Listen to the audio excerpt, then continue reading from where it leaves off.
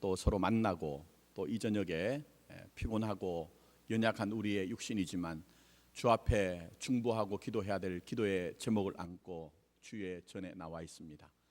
주여, 간절하게 원하는 것은 이 시간이 주님만을 높여 드리는 시간이 되게 하시고, 우리가 구하는 바를 우리 스스로는 알 수가 없사오나 주의 성령이 이 시간 우리에게 탄식함으로 기도하는 그 기도의 연합함으로 말미암아 우리의 기도가 그저 육적인 기도가 되지 않게 하시고 그 영의 기도가 되어지게 해주셔서 고백이 있는 기도, 또 결단이 있는 기도, 우리의 기도를 통해 하나님의 보좌가 움직여지는 기도가 되어지게 하여 주시옵소서. 간절하게 원하는 것은 구하라 하셨습니다. 찾으라고 하셨습니다. 두드리라고 말씀하셨습니다. 적극적이 되게 하시고 더 믿음으로 주님 앞에 나가는 이 시간이 되게 하실 줄 믿사오며 이 모든 말씀 예수님의 이름으로 기도드립니다. 아멘. 고맙습니다. 제가 저희 교회 와서 뵈니까 이제 주로 현상이 뒤쪽에 많이 앉으세요. 앞쪽에 이제 나중에 좀 기회가 되시면 앞쪽으로 좀 앉으시면 좋겠습니다. 오늘 말씀은 우리가 부를 노래 네 번째 아가서 1장 8절 말씀, 순서지에도 기록이 돼 있고 구약성경 961면 말씀인데 우리가 같이 한번 읽어보도록 하겠습니다. 같이 읽습니다. 여인 중에 어여쁜 자야, 내가 알지 못하겠거든 양떼 발자취를 따라 목자들의 장막 곁에서 너의 염소 새끼를 먹일지니라. 아멘. 우리 그 개역 개정판 성경 또 그것뿐만 아니라 개역 성경도 그렇고요. 다수의 이제 번역본들이 이 아가서가 참 난해하게 와닿습니다. 왜냐하면은 이게 사실 이제 시가서 중에 남자인 솔로몬과 여자인 술라미의 여인이 각각 부르는 노래가 있고요. 또 합창이 있습니다. 그러니까 여러분들이 좀 상상을 하실 수 있는 것은 뭐 오페라든지 뮤지컬이든지 거기에 보시면은 이제 남녀 주인공이 부르기도 하고 등장 인물들이 노래를 부르기도 하고 또 때로는 무대 아래에 있는 합창단이 이제 노래를 부르잖아요. 그런 이제 장면들이 있는데 우리말 성경에는 그게 구분이 안 돼 있어요. 이게 누가 하는 말인지 모르다 보니까 이게 이렇게 우리에게 의미가 전달이 안 되다 보니까 이게 사실은 이게 참 은혜가 이렇게 우리에게 확 와닿기가 어렵습니다. 제가 말씀을 묵상하다가 이거를 이제 어떻게 할까 고민을 좀 하다가 좀 구분을 해드려야 되겠다 이런 생각이 들었어요.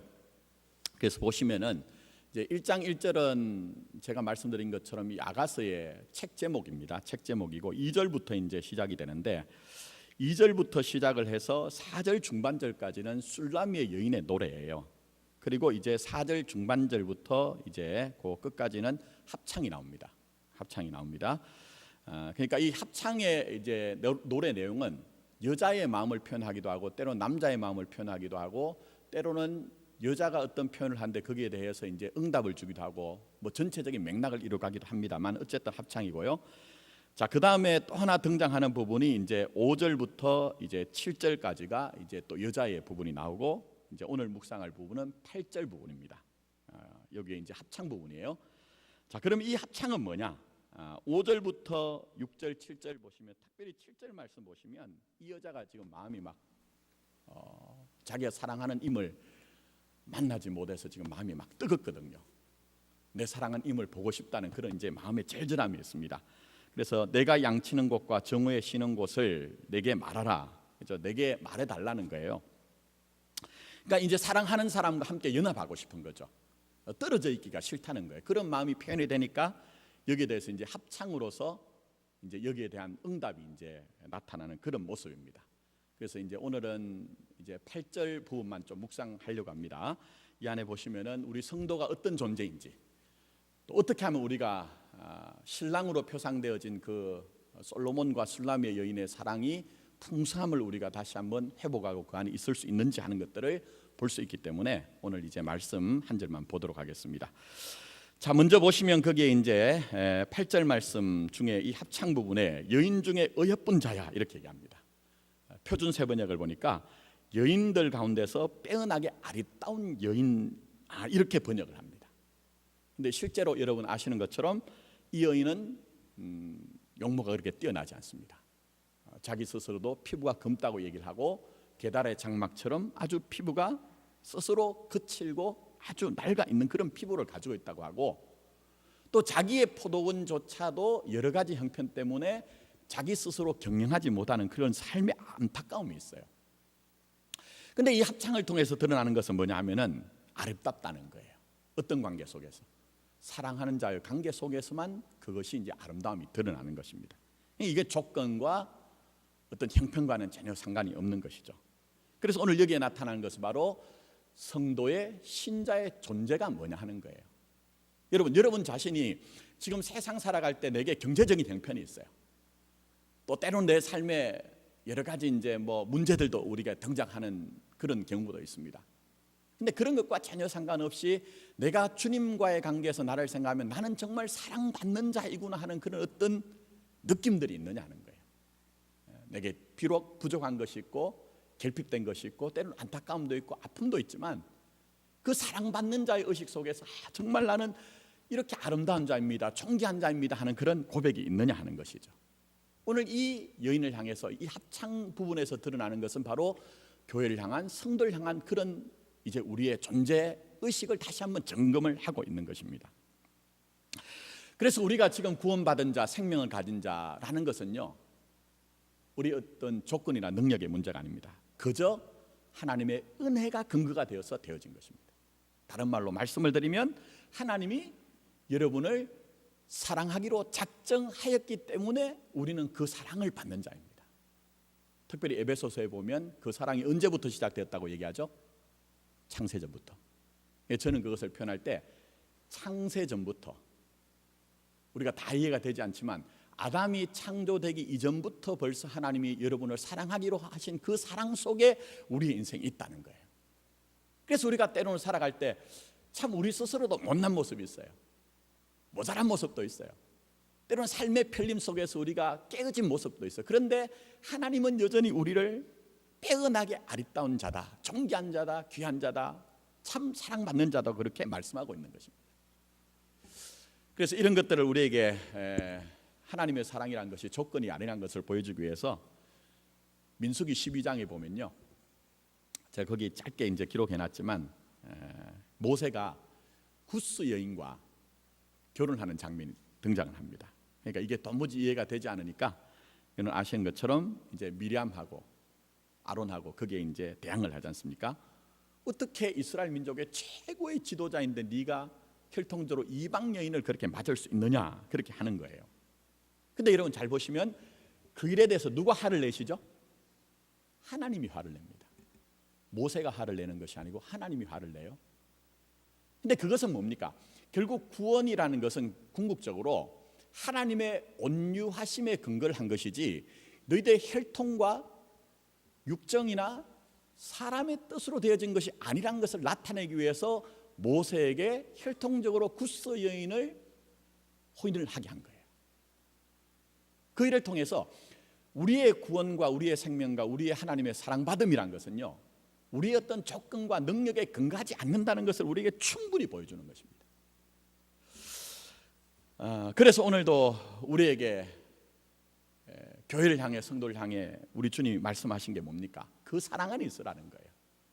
자꾸만 내 조건을 바라보고 내 능력을 바라보고 내가 지금 무엇을 하고 있느냐 하는 것으로 나를 평가하지 말고, 그럼에도 불구하고 어떤 일이 있음에도 불구하고 나를 사랑하신 그 사랑에서 좀 나를 보라고 그렇게 주님 우리에게 말씀하시는 것입니다. 자, 제가 거기 말씀을 기록해 놓은 부분이 있습니다. 자, 요한 1서 4장 10절 말씀인데요, 그 1페이지 밑에 있죠. 자, 우리가 하나님의 사랑이 어떤 사랑인지, 주님의 사랑이 어떤 사랑인지 같이 한번 읽으면서 여러분 이 사랑을 좀 다시 한번 기억했으면 좋겠습니다. 우리 같이 한번 읽도록 하겠습니다. 같이 읽습니다. 시작. 사랑은 여기 있으니 우리가 하나님을 사랑한 것이 아니요 하나님이 우리를 사랑하사 우리 죄를 속하기 위하여 화목제물로 그 아들을 보내셨습니다. 자, 누가 먼저 선도하신 사랑이죠? 하나님이 사랑하신 거예요. 그 아들을 희생하신 그 사랑으로 우리를 사랑하신 그 사랑이 여기에 있다고 얘기를 하고 있는 것입니다. 자, 그 다음 뒷페이지 한번 보십시오. 로마서 5장 6절부터 8절. 자, 또 같이 한번 읽도록 하겠습니다. 같이 읽습니다. 시작. 우리가 아직 연약할 때에 기약대로 그리스도께서 경건하지 않은 자를 위하여 죽으셨도다. 의인을 위하여 죽는 자가 쉽지 않고 선인을 위하여 용감히 죽는 자가 혹 있거니와 우리가 아직 죄인 되었을 때에 그리스도께서 우리를 위하여 죽으심으로 하나님께서 우리에 대한 자기의 사랑을 확정하셨느니라. 아멘. 이게 바로 우리 우리에 대한 하나님의 사랑이다. 그렇게 얘기를 하고 있는 것입니다. 그래서 여러분, 교회가 된 여러분, 성도로 부름받은 우리가 뭐 세상과의 관계는 모르겠어요. 하나님과의 관계에서 우리가 존재 인식을 할 때 가장 중요한 것은요, 내가 그 은혜로 말미암아 사랑 입은 자라는 분명한 의식을 가져야 됩니다. 우리가 이 의식을 놓쳐버리기 시작할 때 교회는요, 전체적으로 어떻게 되느냐, 자꾸 공로 의식을 내세웁니다. 예를 들면 내가 얼마나 이 교회 오랫동안 다녔느냐, 내가 얼마나 이 교회에 내가 봉사하고 헌신하고 열심을 가졌느냐 하는 것이 전부 다 조건화가 되면서 지분의식을 가집니다. 그러면서 어떤 일이 생길까요? 평안할 때 모릅니다. 조그만 문제가 생기면 그런 일들 때문에 서로 분쟁이 일어나고 쟁투가 일어나는 일들이 됩니다. 그게 교회 전체적으로 되어지는 일이고요. 또 개인적으로 보면 성도가 이 은혜로부터 사랑받은 것을 자꾸 잊어버리면 어떻게 되느냐, 기쁨을 잃어버립니다. 하기는 해요. 안 하는 것이 아닙니다. 뭐 체면이 있기도 하고, 때로는 내가 그동안 하던 관성이 있어서 안 할 수는 없기 때문에 하고 있지만 내 속에 내적인 기쁨은 전부 다 잃어버리고 활력을 놓쳐버리고 그렇게 하는 것입니다. 그래서 사도 바울이 디모데에게 부탁하는 것이 있습니다. 거기에 말씀 보시면 디모데전서 4장 14절 말씀 보시면 내 속에 있는 은사라고 했습니다. 이 은사라는 말을 다르게 이해를 하셔도 되는데 은혜라고 이해를 하셔도 되겠습니다. 내 속에 있는 은사, 곧 장로회에서 안수받을 때에 예언 했지 않습니까? 이 예언이라는 것은 맡을 예자의 말씀 은자입니다. 그러니까 말씀을 받을 때에 그 말씀을 받을 때 받은 것을 가볍게 놓치지 말라는 거예요. 그래서 디모데가 받은 그 말씀을 통해서 받은 게 뭘까요? 제가 볼 때는요, 내 공로가 아니라는 거예요. 내 공로가 아니라는 거예요. 내 능력이 아니라는 거예요. 하나님의 사랑으로 말미암아 구원 얻은 자가 되었고, 하나님의 사랑으로 말미암아 생명 얻은 자가 되었고, 하나님의 사랑으로 말미암아 말씀 전하는 자가 되었으니 그것을 제발 놓치지 말고 그것을 좀 회복하도록 하라, 그렇게 이제 말씀하고 있는 것입니다. 여러분, 과연 교회에 가장 중심돼야 되는 것이 뭘까요? 구원받은 자에게 가장 중심돼야 되는 것이 뭘까요? 바로 오늘 여기에 8절에 나오는 것처럼 여인 중에 어여쁜 자야라고 말씀하는 것처럼, 내 인생이란 것이 하나님의 은혜의 사랑 가운데 부름받았구나 하는 그런 은혜 의식을 가지는 것이 가장 중요한 것입니다. 저는 오늘 이 저녁에 우리가 기도를 한다 할지라도 그 기도조차도 부름받은 자의 은혜 속에서 여러분이 기도하는 그런 저녁이 되었으면 좋겠습니다. 그것이 기도하는 것이 가장 무거운 짐이 아니라 오히려 하나님과의 사귐이 있고 교제가 있고 나를 부르신 그 하나님의 은혜를 인지하기 때문에 감사함으로 그렇게 여러분이 기도 속에 발견되는 그런 밤이 되었으면 좋겠다는 것입니다. 자, 그러면 이제 이 사랑을 어떻게 누릴까 하는 것입니다. 자, 거기 한번 보시기 바랍니다. 다시 1장 8절 말씀 한번 볼까요? 자, 1장 8절 말씀 같이 다시 한번 읽도록 하겠습니다. 같이 읽습니다. 여인 중에 어여쁜 자야, 내가 뭐 어떻게 해요? 알지 못하겠거든 했습니다. 여러분, 우리는 육이 약합니다. 그래서 받은 사랑이 아주 크지만 그러나 때로는 그 받은 사랑이 큼에도 불구하고 그 의미를 잊어버릴 때도 있고 놓쳐버릴 때도 있습니다.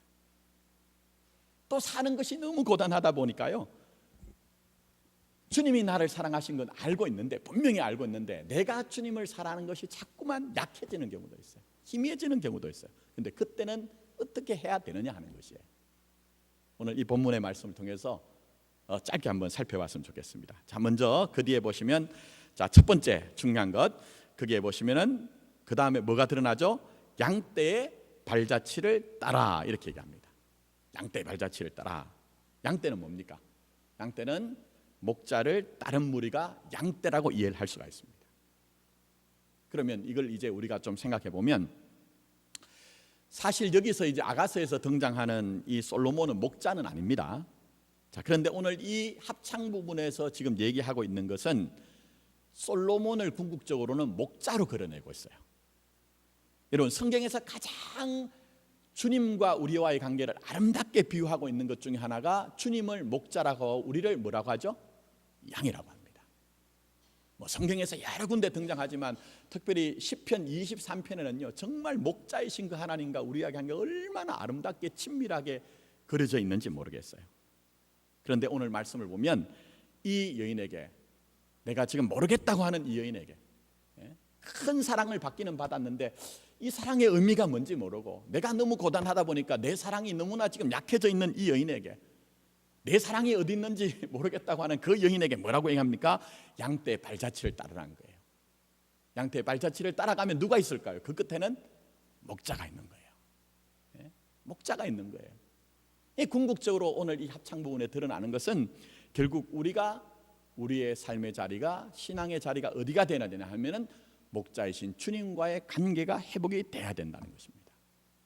그래서 여러분 아신 것처럼 요한복음 10장에서 주님이 분명히 말씀하신 것은 목자는 양을 알고 양은 목자의 뭘 듣는다고요? 음성을 듣고 어떻게 한다고요? 따라야 된다는 거예요, 여러분. 양은 목자의 음성을 듣고 그 음성을 듣는 것뿐만 아니라 그 목자를 따라야 된다고 얘기를 하고 있습니다. 특별히 우리가 주님을 따르는 데 있어서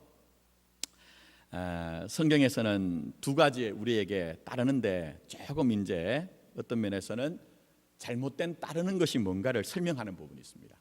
마태복음 8장에 보면 한 서기관이 나왔습니다. 여러분 잘 아시는 사건입니다. 이 서기관이 나왔습니다. 그 당시에 서기관은 바리새인들 중에서도 가장 고급하게 율법을 해석해내고 율법을 가르치는 사람들입니다. 그 당시에 모든 서기관들은 사실은 주님과의 대척점에 서 있던 사람들이었습니다. 그런데 이 사람만은 오늘 주님에게 나와서 뭐라고 얘기를 합니까? 주님에게 나와서 얘기를 하기를 주님이 어디를 가시든지 나는 따르겠습니다 합니다. 굉장히 고상한 일이에요. 가려간 일이에요. 칭찬받을 만한 일입니다. 자, 그런데 주님이 오실 때 이 사람에게 뭔가 문제가 있었습니다. 그래서 주님이 이 사람에게 말씀하신 말씀의 내용이 나오고 있습니다. 그 말씀의 내용이 뭡니까? 여우도 굴이 있고 공중의 새도 뭐가 있다고요? 거처가 있으나 인자는 머리 둘 곳이 없도다 얘기를 하고 있는 것입니다. 여러분 왜 예수님이 이 말씀을 하실까요? 오늘 우리가 분명히 목자이신 주님의 음성을 듣고 목자이신 주님을 따라가는 것이 분명한데 그렇게 해야 되지만 우리가 생명의 풍성함으로 더 풍성함으로 살아갈 수 있는 것이 분명한데 우리가 때로는 그 목자이신 주님을 따라가는데 잘못된 태도가 있는데 그게 뭐냐면은 주님을 따르는데 고난이 면제된다는 태도, 우리에게 수고가 없을 것이라고 하는 어떤 기대들, 이런 것들이 사실은 우리가 주님을 따르는데 굉장히 문제가 있을 수 있다는 것을 우리에게 얘기를 하고 있는 것입니다. 여러분 한번 잘 생각해 보십시오. 우리가 지금까지 신앙생활을 하면서 과연 우리의 신앙이 예수님을 믿고 예수님을 따르면서 고난이란 문제를 여러분이 어떻게 우리가 이해를 하고 어떻게 우리가 수용을 하느냐 하는 것이 우리의 신앙의 어떤 면에서 전부라고 이해할 수가 있습니다. 제가 목회를 하다 보니 어떤 분들은 신앙을 가지고 있긴 가지고 있는데 예수를 믿으면 그저 예수님을 믿으면 내게 고난은 면제되고 내게 수고는 없을 것이라는 그런 기대를 가지고 소망을 가지고 신앙생활을 하는 경우가 있습니다. 그러나 과연 그렇던가요, 여러분? 우리가 그런 마음을 가지고는 깊은 신앙에 들어갈 수가 없습니다. 제대로 목자이신 주님을 따라갈 수가 없는 것입니다. 그래서 오늘 여기에 우리 주님이 우리에게 말씀하시는 것은 바로 우리가 주님을 따르는 데에 분명한 고난과 수고와 대가가 있을 것을 우리에게 말씀하고 있습니다. 그래서 마태복음 16장 24절에 말씀하시기를 누구든지 나를 따라오려거든 자기를 부인하고 자기 뭘 지고 따르라고요? 십자가를 지고 나를 따라올 것이라 그렇게 말씀을 하고 있는 것입니다. 자, 두 번째 우리가 마태복음 8장에 보면 또 하나 등장하는 이제 장면이 있습니다. 여러분 아시는 장면이죠? 또 어떤 사람이 자원해서 주님 앞에 나와서 얘기합니다. 나로 아버지를 먼저 장사 지내게 하고 나를 따르게 해주십시오 얘기합니다. 제가 이 부분은 전에 대배 시간에 충분히 이제 설명을 드렸어요. 이건 실제적으로 아버지가 지금 목숨이 경각에 달했던 것이 아니라고 얘기를 했습니다. 그 당시에 사람들이 어떤 일을 면하기 위해서 그저 속담처럼 하는 얘기라고 얘기를 했어요. 그렇다면 이 사람의 마음에 뭐가 있습니까? 한마디로 얘기하면 사람들에게는 저 사람이 지금 예수님을 쫓는 사람이구나, 따르는 사람이구나 하는 칭찬도 듣고 싶고 동시에 나는 내 삶의 자리를 내가 그것을 포기하기 싫은 거예요. 두 가지를 다 취하려고 하는 마음이 있는 거예요. 그래서 주님이 이 사람에게 얘기하시는 게 뭡니까? 주님께서 말씀하실 때 죽은 자들은 누구와 장사하게 하라고요? 죽은 자들로 장사하게 하고 너는 나를 어떻게 하라고 합니까? 따르라고 얘기하잖아요. 그 얘기는 무슨 얘기입니까, 여러분? 죽은 자라는 것은 육신적으로 죽은 자를 얘기하지 않습니다. 영적으로 죽은 자를 얘기합니다. 그 영적으로 죽은 자들이라는 것은 바로 이 사람처럼 두 가지의 마음을 가지고 하나님의 나라와 세상을 겸하여 섬기자고 하는 그 마음이 있을 때 그것을 바로 영적으로 죽은 자라고 말씀하시면서 너는 그 자리에 있지 말고 나를 따르라고 말씀하는 거예요. 자, 그렇다면 오늘 여기에 이제 본문의 말씀을 보시면 이제 양떼 발자취를 따르며 말씀드린 것처럼 결국 이제 목자를 따르는 발걸음. 나는 과연 주님을 온전하게 따르고 있는가? 나는 과연 온전하게 주님을 따르고 있는가? 내 삶의 십자가가 등장한다고 해도, 내 삶의 고난이 등장한다고 해도, 내 삶의 수고와 대가를 지불하는 것이 등장한다고 해도 여러분 과연 나는 주님을 지금 따르고 있는가? 혹시 나는 내 마음속에 하나님의 나라와 세상을 겸하여 섬기면서 주님을 따르고자 하는 마음이 없는가 우리가 살펴봐야 되는 것이죠. 그래서 이 시간 우리는 양떼 발자취를 따라 궁극적으로 목자를 따를 때에 온전한 마음으로 주님을 바라보는 마음으로 주님을 따라가는 그런 믿음이 있어야 된다는 것입니다. 저와 여러분들이 마음과 뜻과 성품을 다하여 주님을 사랑함으로 주님을 따르는 그런 믿음이 회복되는 이 밤이 되었으면 좋겠다는 것입니다. 자, 그 다음에 두 번째 한번 보십시오. 거기에 보시면 목자들의 장막 곁에서 너의 염소 새끼를 먹일지니라 얘기했습니다. 여러분 아시다시피 목자장은 누구시죠? 예수 그리스도십니다. 그리고 그 예수 그리스도를 따라서 생명에 관한 일을 하는 사람들이 바로 목자라고 볼 수가 있습니다. 근데 이 합창 부분에서 지금 이 합창을 하는 사람들이 여인에게 부탁하는 게 뭐냐면은 이 여인이 지금 내 사랑 어디 있는지 좀 알려주세요, 말씀해 주세요 하니까 뭐라고 얘기하냐 하면은 너도 목자들이 있는 곁에서 염소 새끼를 먹이라고 얘기합니다. 우리는 성경 읽을 때 단편적으로 읽다 보니까 양과 염소 이렇게 하다 보니까 염소에 대해서는 이미지가 좋지 않아요. 근데 성경 전체적으로는 그렇지 않습니다. 실제적으로 이스라엘에서 보면은 양하고 염소하고 별로 생김새가 구분이 되지 않습니다. 그 레위기를 읽어보시면 양만 제사의 제물로 드리는 것이 아니고 염소도 제사의 제물로 드리기 때문에 여기서는 양과 염소를 같은 의미로 볼 수가 있는 거예요. 무슨 얘기입니까? 목자가 하는 일에 그 가까이 나가라는 거예요. 그 일을 하면 네가 진짜 목자를 만난다는 거예요. 좀 다르게 표현하면 자기 할 일 하면 된다는 거예요. 여러분 정말 우리가 가정이든지 교회든지 사회든지 제대로 기능적으로 어떤 것들이 돌아간다고 할 때 그 일들이 전부 다 어떻게 일어날까요? 결국은 자기가 자기의 본분을 다하고 자기가 자기의 도리를 다하면 거기에서 전부 다 원활하게 한목적적으로 모든 것들이 다 이루어지잖아요, 여러분. 예? 근데 때로는요, 내가 할 바는 알지 못하고 내 책임은 방기를 하면서 내가 하지 않아도 될 일에 대한 관심과 또 그 일들에 대한 열심을 가지는 것을 볼 수가 있어요. 그럴 때 때로는 우리에게 문제가 생기는 것을 볼 수가 있습니다.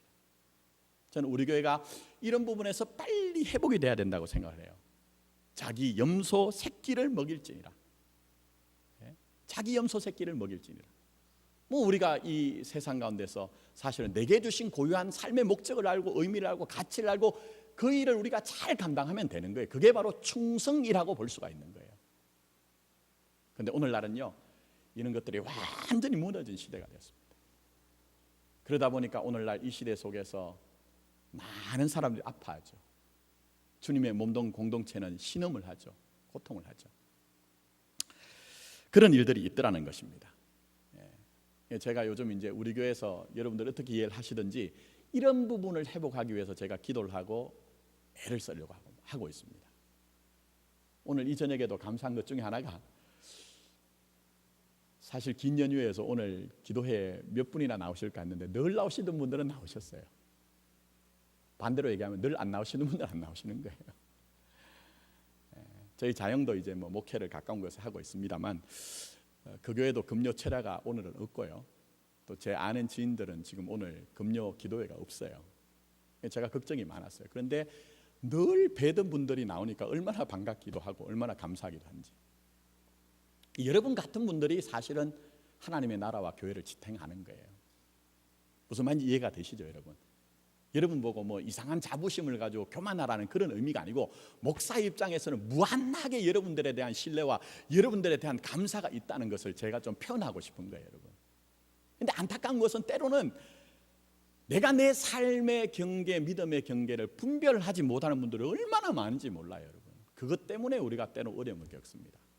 그래서 우리가 이게 나오는 것처럼 목자들의 장막 곁에서 너의 염소 새끼를 먹일지니라. 특별히 여러분 말씀 보십시오. 여기에 보시면 목자들의 장막 곁에서 너의 염소 새끼를 먹일지니라 그렇게 얘기했잖아요. 특별히 여기에서 보시면은 이 염소 새끼를 먹이라 하는 것은 생명에 관한 일이죠. 특별히 뭐 우리가 이런 것들을 좀 적용을 해보자고 하면 교회 공동체에서는요, 생명에 관한 일들이 풍성하게 일어나야 됩니다. 제가 다는 아니지만 예를 들어서 제가 표현을 한번 해볼게요. 어떤 분이 전도가 돼서 왔습니다. 근데 우리 교회는 그렇게 얘기를 하더라고요. 어떤 분이 그런 얘기를 해요. 우리 교회 전도가 돼서 오랫동안 다니신 분이 마포교회는요 참 강점이면서 약점이요, 제가 오랫동안 다녔는데 저보고 이 교회 다니라고 권면하는 분이 없었어요. 그래서 좀 편하기도 했지만 또 때로는 생각해 보니까 좀 섭섭한 점도 있었습니다. 이런 얘기를 하시거든요. 근데 여러분 한번 잘 생각해 보십시오. 생명 형상은요, 생명을 가진 자가 해산하는 수고를 통해 생명을 나타내면 진짜 생명으로 살 수가 없습니다. 근데 우리는 지금 많은 경우에 그런 부분이 좀 약하거든요. 예를 들면 그렇습니다.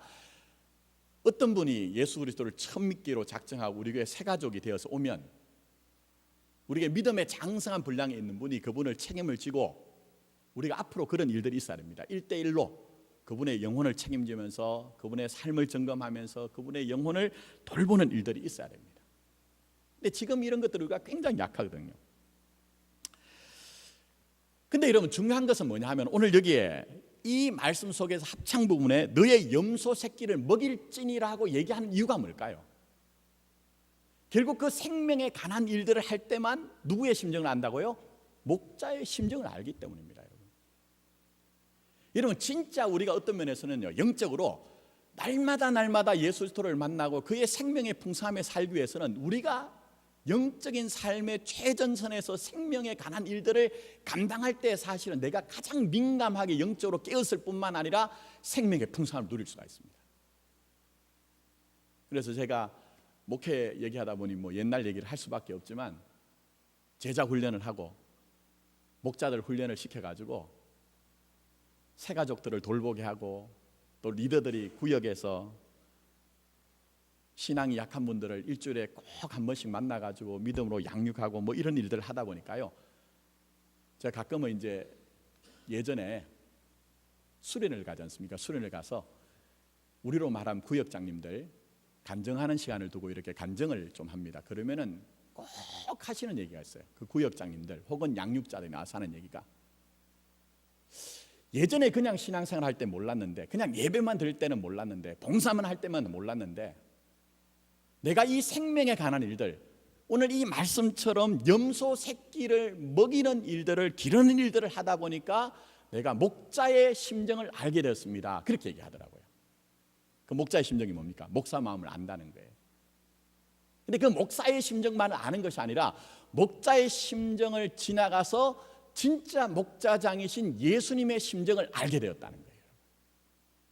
물론 그 안에는 여러 가지 수고가 있겠죠. 힘든 것도 있겠죠. 그러나 정말 교회는요, 영혼에 관한 일들을 해야지만 그 안에 우리 주님이 말씀하신 것처럼 생명을 주되 더 풍성한 생명을 주신다는 것이 무엇인지를 알게 되는 것입니다. 자, 이제 말씀했습니다. 자, 오늘 말씀을 보십시오. 다시 한번 보시면 합창 부분입니다. 이 여인이 내 사랑 어디 가서 만날 수 있을까 얘기해 주세요 하니까, 먼저 이 합창을 하는 부분에서 이 여인을 향해 하는 얘기가 어여쁜 자라고 얘기합니다. 여러분 오늘 이 저녁에 나오신 여러분을 향해 주님이 성령님을 통해서 주시는 음성을 들으십시오. 너는 어여쁜 자라고 얘기하고 있습니다. 내 경제적인 형편, 내 삶의 형편과 전혀 상관없이 사랑받은 자이기 때문에, 십자가의 사랑이 있기 때문에 어여쁜 자라고, 존귀한 자라고 말씀하시는 그 음성을 들으십시오. 더 나아가서는 오늘 여기에 말씀 보시면 양떼의 발자취를 따라, 궁극적으로는 주님의 발자취를 따르는 여러분의 발걸음이 되십시오. 그 끝에서 우리는 열매를 가득 안고 주님을 만나야 되는데 그것이 바로 무엇입니까? 바로 오늘 여기의 말씀처럼 너의 염소 새끼를 먹일지라. 내가 내 본분을 다하면 생명에 관한 일들을 하면 그 일을 통해 우리는 목자를 만나고 목자의 심정을 우리가 배울 수가 있을 것이라는 것입니다. 아무쪼록 오늘 이 저녁에 기도하기 위해 간구하기 위해 나오신 여러분들이 오늘 이 음성을 듣고 우리의 삶의 자리, 믿음의 자리를 회복하시고 나를 향한 이 사랑의 음성 속에서 내가 감당할 그 사명을 잘 감당하여 목자와 함께 연합하고 그 사랑 가운데 거하시는 저와 여러분 되기를 예수님의 이름으로 축복합니다. 아멘. 우리가 함께